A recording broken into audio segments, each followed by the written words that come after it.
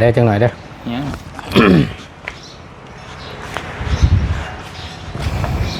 พาเด้อวางก่อนนะโทรศัพท์ยังไงนี่นะเอามีของดีสิมาฝากมาต้อนนี่แหละแล้วเตียงทอง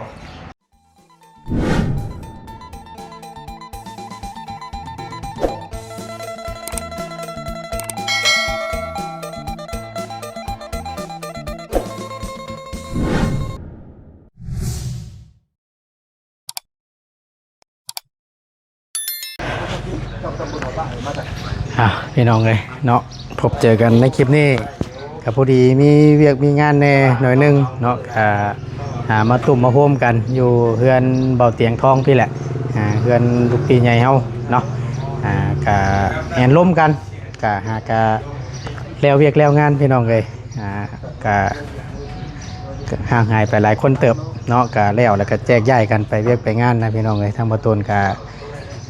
ถือโอกาสได้เข้ามาแล้วเนาะกะแน่นอนล่ะพี่น้องก็มีเครื่องมีของสีชื่อว่าสั้นซักคนอื่นเนาะเอาพี่น้องกราบสบายดีและสวัสดีเด้อพี่น้องสบายดีเบิดสุขุสุคนพบเจอกันกับบ่ตัวในคลิปนี้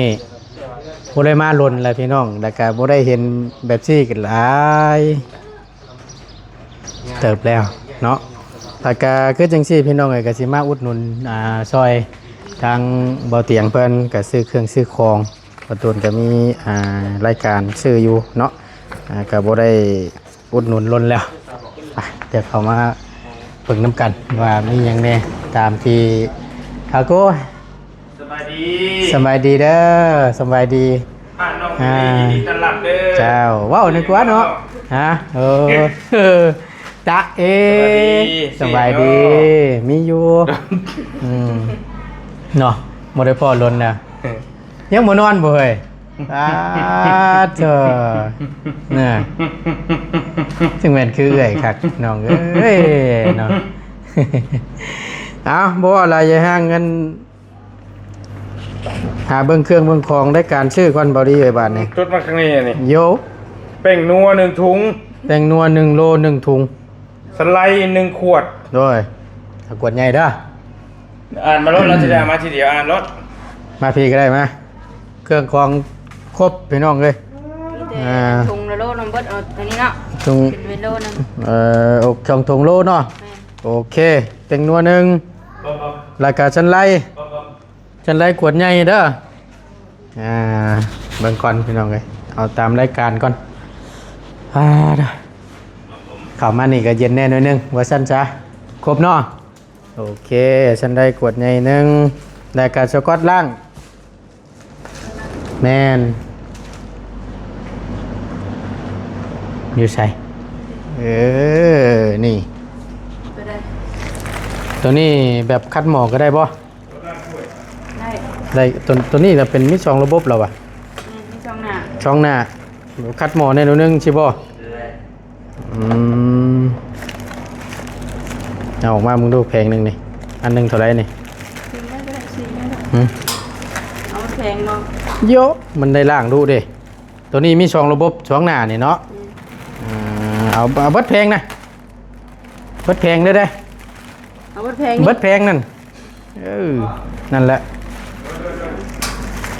ตึงติ๊กไว้ก่อนอย่าลืมนะ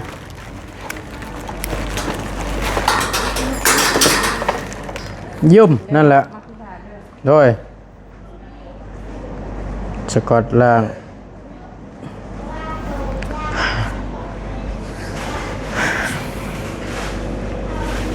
ปลากระป๋องเบาเตียงทองเขายังอยู่ป่ะเบิดแล้วมีปลากระป๋องยังแน่น่ะมีแต่3 เม็ดครัว3 เม็ดครัวป่ะเอา3 เม็ดครัวมา3 แพ็คครบพอดีป่ะโอ้ยผู้อื่นมาซื้อมันสิบ่น้อยใจสมบ่เฮ้ยเนาะพอแห้งแล้วนี่ไปเมาเบิดแหละทั้งหมู่คู่ก็เตรียมกำลังสิเมื่อพี่น้องเลยกลับแล้วเอ้ยหมู่คู่กลับแล้วป่ะโอเคเดี๋ยวชื่อเครื่องชื่อของกันเด้อโดยเดินทางปลอดภัยเด้อมีอย่างกระโทรหากันนี่แหละแยกย้ายกันพี่น้อง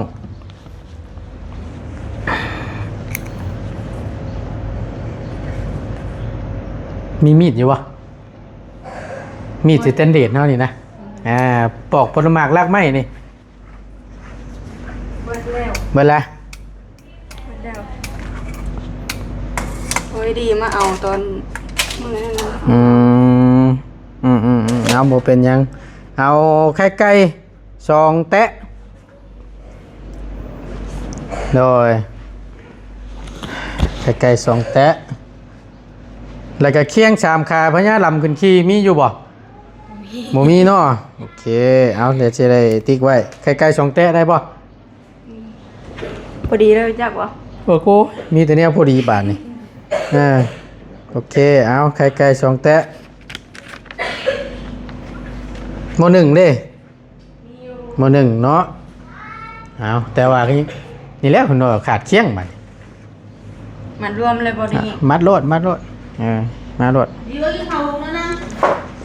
บิ้วมื้อหนึงอันหนึงบ่ หม้อหนึ่งหนึ่งอัน แม่นล่ะ ใหญ่เติบบ่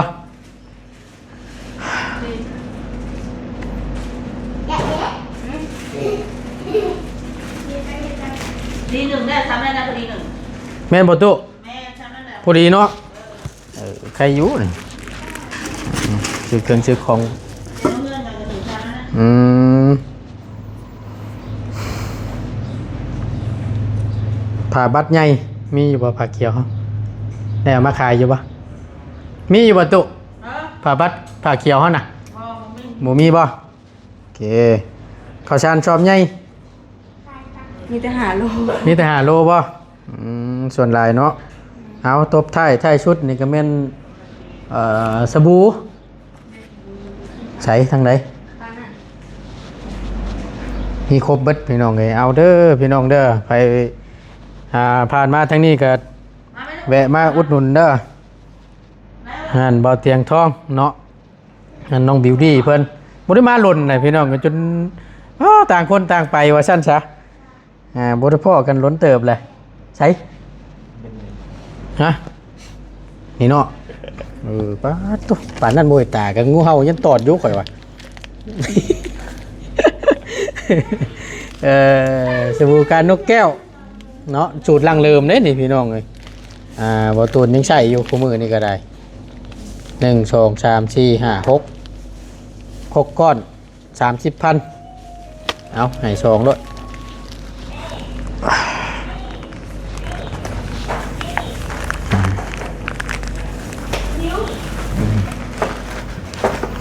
โอเคอึ๊บ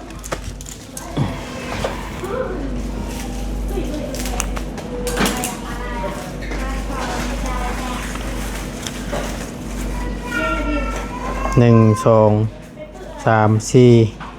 5 6 7ก็ได้7รายการเอาก่อนอื่นพี่น้องเลยเนาะกับพ่อได้พ่อกันล้นเติบเลยพบเจอกันกับหนุ่มรอเขาก่อนน้องมีกพี่น้องเอ้ยเป็นยังไงทั้งบ้านทั้งเมืองเขา ทั้งบ้านผมบอก แม่นฟ้าลูกฝนตกดีอยู่บ่ ตัวกูมือ กูมือ 2-3 โล อ๋อ ฝนละลาย เนาะยิ่งหน้าฝนสิเฮงบ่เว้าเลยนี่เนาะ โอ้ขนาดนั้น วั มัน นขึ้นไปน้ำมัน โอ้ยพี่น้องคือเห็นแหละพี่น้องไอ้ทั้งน้องมีกบ่เตียงกับมีงานรับผิดชอบอยู่ทั้งใต้เนาะอยู่ทางเขตทางแขวงเซกองว่าซั่นซะเฮือนน้องชาลีเนาะที่ สาลี ที่กำลังดำเนินการอยู่ณตอนนี้เนาะที่ยังบ่แล้วนะพี่น้องเฮือนน้องเดิมก็เรียบร้อยเนาะ เรียบร้อยแล้ว ขึ้นนอน เรียบร้อย คักปัญญัง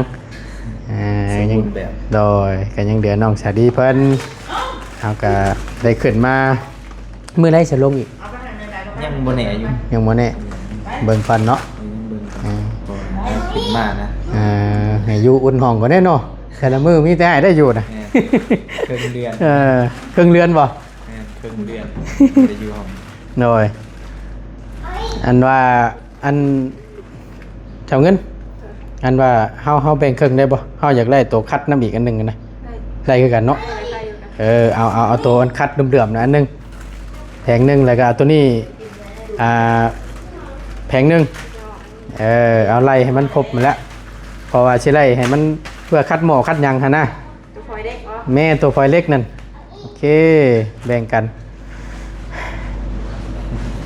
เพราะว่ามาพอดีพี่น้องก็อุดหนุนช่วยกันว่าซั่นซักเคยมีแต่ว่าออกไปเวียกไปงานแล้วมีแต่ไปหาซื้อเอาตั้งหน้าพุ่นหน้าพี่น้อง นี่เข้ามาอุดหนุนห้านหมู่ช่วยกันนี่ละเนาะมื้อนี้ก็เป็นอีกมื้อหนึงพี่น้องฮ้อนแท้ฮ้อนว่าฮ้อนมันเน่าเฮ็ดปวกเนาะ เนี่ยบอก ฮ้อนเลยดีทั้งบ้านได้กินอยู่บ่ ได้กินอยู่ เออ หลาย บ่ไก่อยู่เนาะ โดยยำเลย เฮ็ดพอเฮ็ดหยังก็มีอยู่บ่ บ่มี บ่มี เห็ดบวกอย่างเดียว แล้ว บัดเฮ็ดปวกพนอกเฮ็ดพ่อพันพอกบาดนี่ บวกมันบ่คือกันทางนี้เห็ดบวกขาว เออบ วกเลย อยู่พุ่นเฮ็ดปวกแล่ไว้ ดอ สั่ง กใหญ่ โอ้อ่ามันมีดอกหน่อย บ่ทั้งพุ่นนั่นเด้ โดย สั่งว่าแท้บาดนี่เป็นได้ทั้งตัวพ่อตัวแม่อยู่ดีมีแฮงอยู่บ่ โดยอยู่ดีมีแห้งอยู่ เบิดทุกคู่ทุกคนเนาะ ไม่ได้ไข่ พอดีทั้งบ่ตุนก็บ่ได้ไปนี่ก็ล้นเติบแล้วพี่น้องเอ้ยล่ะเนาะล่าชุดก็ตั้งแต่ชุดเฮาลงไปแจกเครื่องตอนนั้นบ่จักเนาะ เนี่ย พร้อม ได้เข้าไปอันกับกิน แม่นช่วงก็ไปดักจึงพุ่นพี่น้องเอ้ยก็เลยบ่ตุนก็บ่ได้ลงเลยทางลาวใต้ก็ได้พี่น้องเพิ่นก็ให้ไปอยู่ว่าซั่นลงไปทางพุ่นนำแน่เด้อว่าซั่นก็นี่แหละพี่น้องก็เห็นแหละแต่ละมื้อเนาะแล่นพุ่นแล่นพี่แน่งานรับผิดชอบทั้งพี่น้ำแน่นะพี่น้องไขมันก็ละไว้โอกาสหน้าโอกาสในแล้วก็อยากลงไปอยู่เห็นแล้วก็เป็นตะม่วนนะแต่ว่าช่วงนี้ก็ไว้เนาะ เป็นลำบาก ถือเสื้อผ้าหนะเพ่ไปหลายรถติเฮ้ย โดย แม่นยังฝนตกรู้เนาะ มันจะเปียกไงน่ะ เดี๋ยวนะ โดยเอาในส่วนที่มีไปก่อน มีหมู่หนึ่งผลมูมีเคียงเนาะพ่อเอามาได้ตู้เอ้ยอันอย่าลืมนะตู้เด้อ อย่าลืมได้มีหมู่หนึ่งหมู่มีเคียงนี่กับบุคักมาได้เด้บ่ได้เลยเดี๋ยวนี้ กินนะ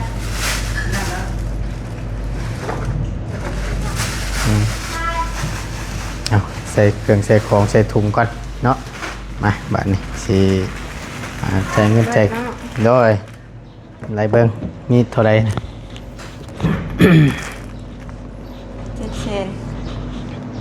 700,000 743,000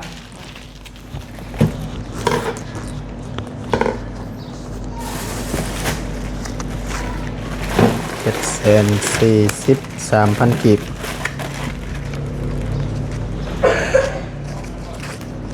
1 2 3 4 5 6 7ยกเนาะเอาฉัน ผู้ดีเลย ได้อ่านแล้วก็ให้แม่นะไปบอกมันอ่านไหม เห็นปะ ใจ ตอน7,000เนาะ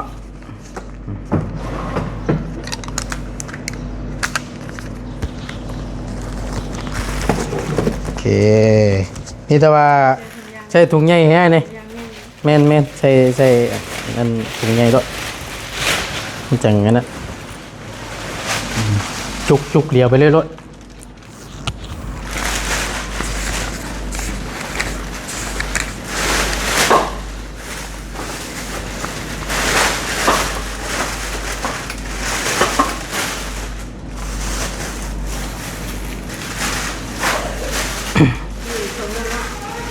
ๆได้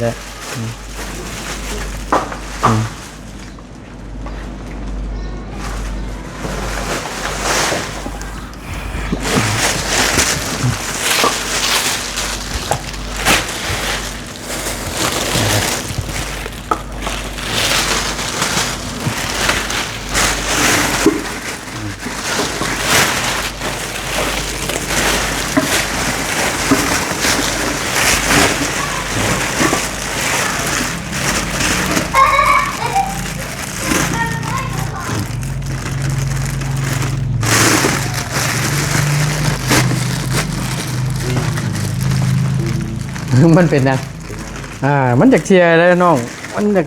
เรียบร้อยเลยไม่กันชั้นได้กันเลยตกกันล่าชุดนี่แหละ ก็จังว่ามันจักจังเลยเสียไว้แท้ๆจักลองมึงด้วยคิดว่าจังได๋ตัวมันน่ะ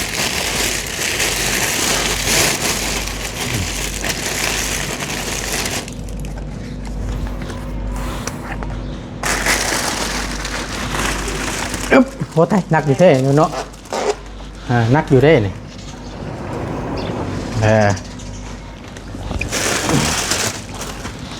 ได้อยู่ออกมานอกพี่ผัดจังแม่นคนละระบบเลยบัดนี้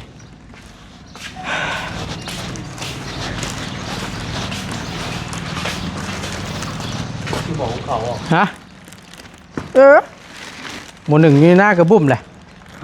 เอาไปหนึ่งเข้าได้บุญเด้เห็นได้ใช่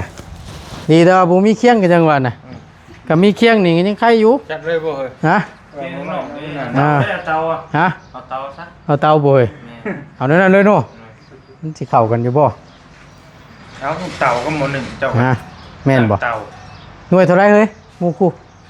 ทางเพิ่นคือเก่าได้บ่ดู มา นะ แล้ว ทางได้ตามบ่ บ่ จะว่าเตกได้เอาไปไกลเตะ หักแต่ว่าเนาะมันผัดเพิ่นบ่ค่อยได้หนึ่งอันว่าท่านนะมีแต่พื้น พื้นบ่ แม่นส่วนหลายนะเลยว่าเคียงเท่านั้นแหละ ใช้พื้นก็ได้ตัวนี้แต่มันน่าสิเอาไปยาก แต่มัน ใช้พื้น ดิน ได้ใช้ น้อยเนาะ จะใช้พื้นตัวนี้ ก็หมายเอาไปไกลเตะ โดย ก็บ่เตกแล้วคำบุกคำคอยเอาไป กรุงคงเก่งกรุงคงเก่งเนี่ยเนาะ แต่ว่าเฮาใส่ก็ค่อยไปหั่นนะแต่เต้นต่ำพงกุนมียังก็บ่ยังคือว่าแหละพอใช่สบายดีเด้อพี่น้อง โดยสบายดีบ่เพียง แล้วเบิ่งซุง ฮะจักยอดใช้กันจังหวัดนะคำมืดเปิดตาแล้วมื้อนี้ก็ได้ บ่อันนี้นะ ฮะแน่เบิดแล้วบัดนี้ แน่แบต จับเอา บ่เอ้ยแบตบ่ มันนัก มันหนักบ่ ครับบ่ได้ มันลดน้ำเลยตูดลงอยู่เลยคออ่อนเลยได้บ่เตียงไงเอ้ามันนี่มันมาพบมาเจอกันเลยกันหลายมื้อหลายวัน จะเว้ารายมื้อรายเดือนใช่ หลายเรือนซะหน่อยเนาะFC สนใจประธานป้องไปน้ำแน่ว่ะ เพิ่นก็ตามมาอยู่ได้ ว่าทุนจิตใจชาวพรแล้วว่ะชาวพร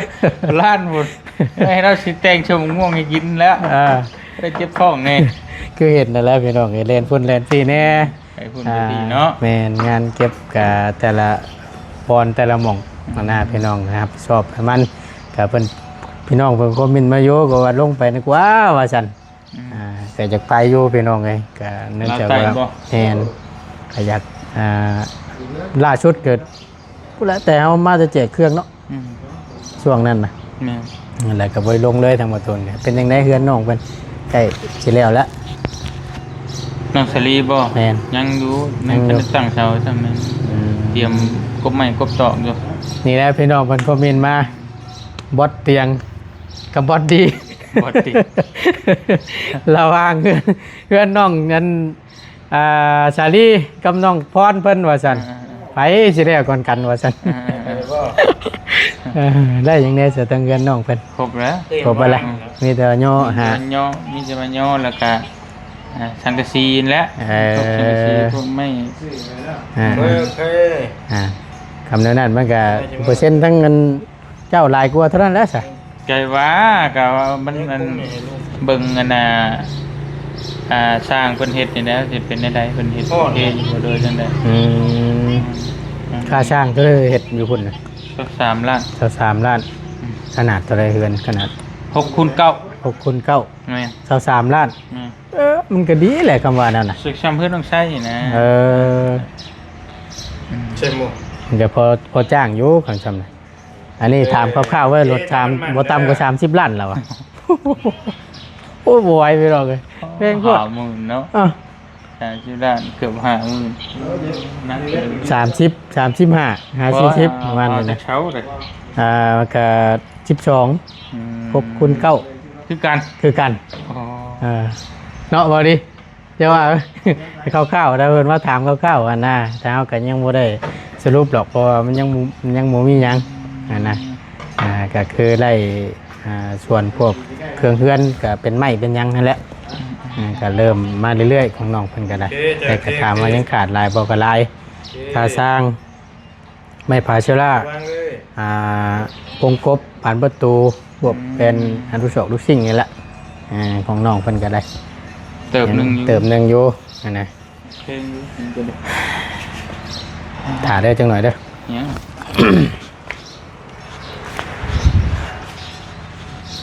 พาเนาะงอนแท้ๆนี่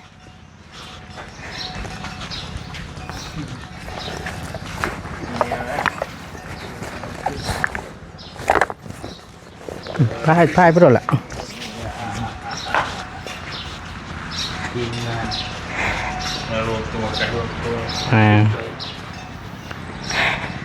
หมู่คู่กับไปเวียกแล้วพี่น้องก็คือเห็นละเต็มระบบแล้วแม่นพละน้ำบ่เตียงทองชาแนลนานๆพอกันทีวางก่อนนะโทรศัพท์ยังไงนี่นะเขามีของดีสิมาฝากมาต้อนนี่แหละแล้วเตียงทองบ้านนาโย่แม่นใจอยู่บ่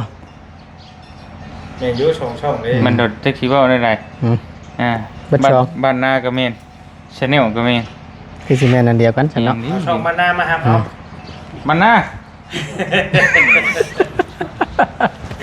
อยู่ใช่เลยอยู่กันแหละแต่เตียงทองนะแม่นรถแต่เตียงค่ำน่ะนักกายพุทธกระมวลพุทธเนาะมวลจะจังเล่นดูนะบ้านนาท้องบ้านนาท้องชาแนลก็แม่นอยู่บ้านโคกนี้ท้องโคกนี้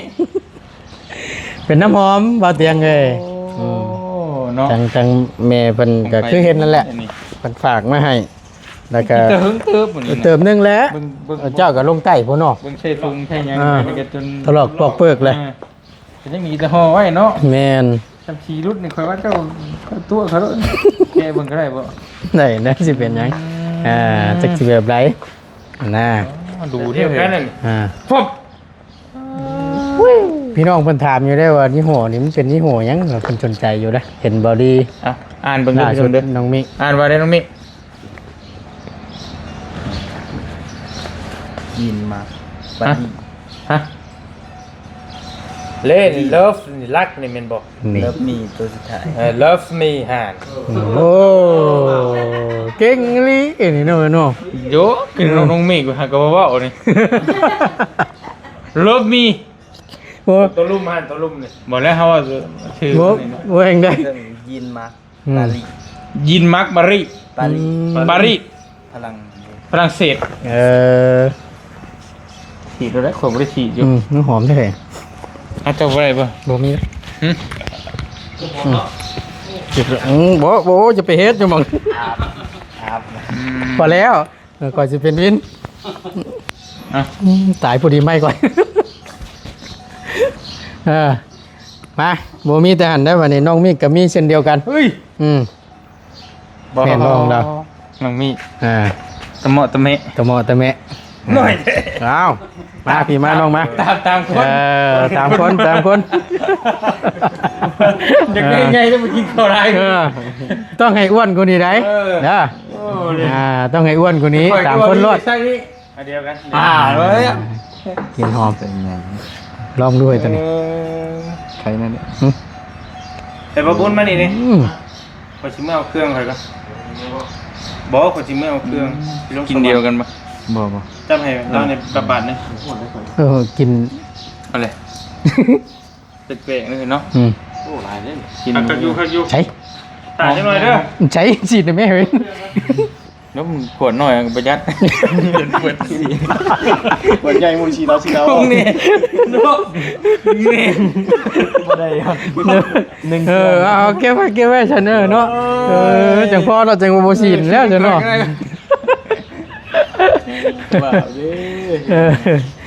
เอาเนาะกะอันนี้ก็เป็นน้ำจิ้มน้ำใจทั้งเอ้ยเพิ่นที่เพิ่นมาเอาใจเอาอีกเลยไอ้ไม่กระชันคอยตายกดใช้เอาจุดเจนกว่า ไว้มือ เพราะว่ามันไม่กันสั้นก็จังไดบุ มันบอกเพราะว่าตัวนี้มันทับจะเบิ่งตัวซับเจ้านี่ น้ำหนัก น้ำหนัก น้ำหนักในส่วนหนึ่งนี่มันลดนักซับ ไปใส่นี่ปังงางแล้วตัวขาว วิน ปังงาง วินหัววินหางไปแล้วเนาะเอากับของฝากของต้อนจากเอ้ยใหญ่ใจดีเพิ่นมาเที่ยวลาวเฮาในรอบก่อนนั่นแหละบ่เตียงเลย โอ้ย เพิ่นก็มีน้ำจิตน้ำใจ โดยโดย มีของฝากของต้อนมาฝากทางทีมงาน โดย เนื่องจากว่าเฮาก็ไปพุ่นไปพี่แล้วก็บ่ได้พบได้พ้อกันได้พี่น้องเลยผู้หนึงขึ้นเหนือผู้หนึงลงใต้ก็เลยจัดสรรหาเวลาใส่กันก็บ่แทบสิบ่มีนะมื้อนี้ก็เลยถือโอกาสมามอบให้เป็นที่เรียบร้อยแล้วเด้อเอ้ยเด้อเนาะ มุกขอบใจเลยทั้งเอ้ยใหญ่ใจบุญเนาะด้วยใหญ่ใจดีที่ช่วยฝากเครื่องหอมเครื่องใช้มาให้ทางบ่าวเตียงแล้วก็น้องเมฆแล้วก็ขอมุกขอบใจหลายๆขอให้เอ้ยใหญ่ใจดีจงอยู่ดีมีแฮงเด้อความเจ็บอย่าสุดได้ความไข่อย่าสุมีเนาะปรารถนาสิ่งใดขอให้ได้สมความมุ่งมั่นปรารถนาเนาะให้อยู่ดีมีแฮงพร้อมครอบพร้อมครัวเอ้ยให้มาสำเร็จก็ขอให้ไหลกับเพื่อนหาเอ้ย100 เท่าพันเท่าเด้อสาธุ โอ้ พี่น้องเอ้ยได้ของใส่ของซอยแล้วเนาะ ยทำซิดๆหน่อยเนาะ หอม แต่ว่า ฝรั่งเศส นะเนาะกินออกมานอนน้องมี่นี่กินหอมอีกแบบสไตล์นึงนะ กินนี่ชวนอะไรยิ่งไม่ใส่ แม่น ผู้หญิงใช้ได้ผู้ชายใช้ดี เยอะ แต่ว่าส่วนหลายคอยมักใช้แบบแนวของผู้ชายได้บ่บุญอันผู้หญิงนะเพราะมันอ่อนนะมันแบบรู้สึกว่ามันสบายนะ มันนิ่ม ของ กว่า แมนผู้ชายเนี่ยมันจะเก๋ๆพวก นะ แบบนี้แหละพี่ละ โบแพทย์หลังแพทย์หยังเขาเนาะ ขักเนาะพี่น้องเนาะ อ้าวก็ถือว่าเรียบร้อยเนาะกับคำสำนีสิไปทั้งเด้อหมูกูถามคนพันนี่ บ่เกินแถวเมืองอุทุมพรนี่เนาะ บ่ ใกล้ๆน้ำมือนี่แหละ เพราะว่าสิขึ้นพุ่นมันคือไกลพุ่นเนาะ สิไปทางใดเสร็จจ้ะ ก็จังว่านี่แหละมันคำมันเหมือนแล้วก็เบิ่งน้ำชูเปอร์เขานี่แหละเบิ่งก่อนขนาดนี้มันก็เวลามันก็ 4 โมงอะ 3:30 4:00นได้ก็สิว่า บ่เกินแถวนี้ตรวจลงไปแถวนั้นนั่นแหละ ก็บ่ได้พี่น้องไงมันลดเนื่องจากเวลามันจำกัดกว่าสิแล้วเวียกแล้วงานคือจังซี่แหละเนาะมาเวียกกันแล้วมื้อนี้ก็ได้พี่น้องเลยก็ยังบ่ได้เว้าได้ว่าดอกก็พุ่นละเบิ่งไปนํกันเด้อพี่น้องเด้อเอาก่อนอื่นทั้งบ่ตูนก็ขอบคุญขอบคุณขอบใจทั้งเกยใหญ่ใจดีหลายๆเด้อที่มีน้ำจิตน้ำใจเนาะซื้อเครื่องซื้อของมาฝากทั้งน้องๆเบิดทุกคนก็ขอให้ทางเอื้อยและพร้อมครอบครัวจงมีแต่ความสุขกายสบายใจเด้อมีแต่สิ่งดีๆเข้ามาในชีวิตขอให้ร่ำรวยๆเนาะค้าขายง่ายมือจังใดก็ขอให้เฮงๆปังๆเด้อเอ้ยให้มาสำใดขอให้ขับเคลื่อนไปสู่ทางครอบครัวของเอื้อย100 เท่าพันเท่าเด้อขอให้มันขวัญยืนสาธุ สาธุ เนาะโดย ขอบใจหลาย เอาบ่อะไรอย่าห่างเดี๋ยวก็สิได้ลำเวลาขาดบ่ได้ก็คือพ่อแม่พี่น้องเด้อ FC เบิดทุกคู่ทุกคนที่เข้ามาเป็นกำลังแห่งใจเนาะให้กับบ่ตูดและทีมงานโดยตลอดมาพี่น้องเลยขอบคุณหลายๆสำหรับคลิปนี้1 2 3 4 5 6ลาแล้วพี่น้องเลยสบายดี ๆสบายดีมากสิอีก